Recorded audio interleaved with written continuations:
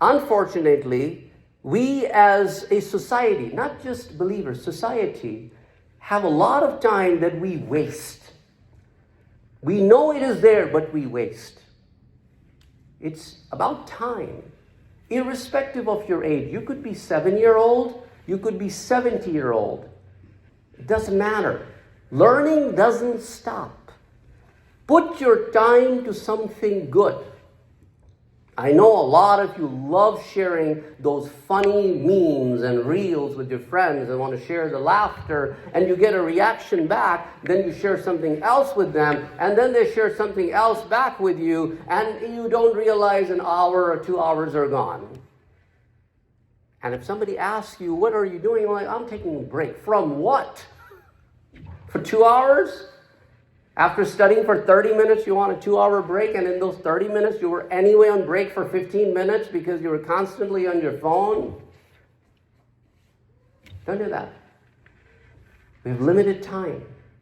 Very limited time. We don't know when the time will be over. This is the week of the finals at a college. A student emailed me this morning. Said, can I get an extension? My sister died last night in a car accident. I mean, this is reality of life. What are we waiting for? What are we waiting for is the question that we need to ask ourselves. I'll close out with one hadith from Sunan Abi Dawud.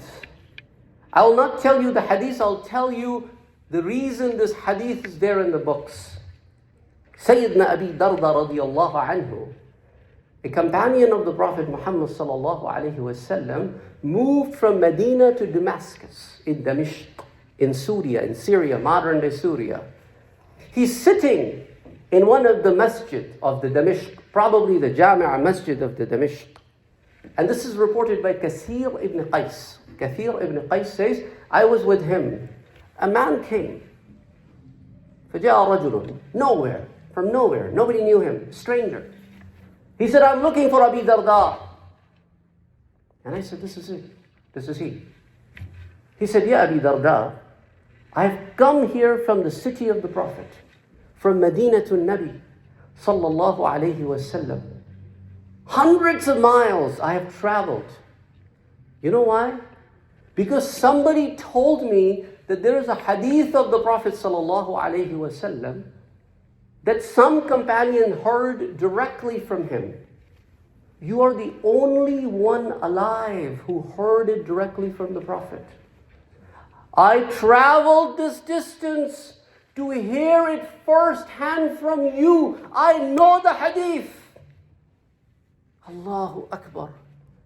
And I didn't come to Damascus for any other reason but this reason. Now where do we stand?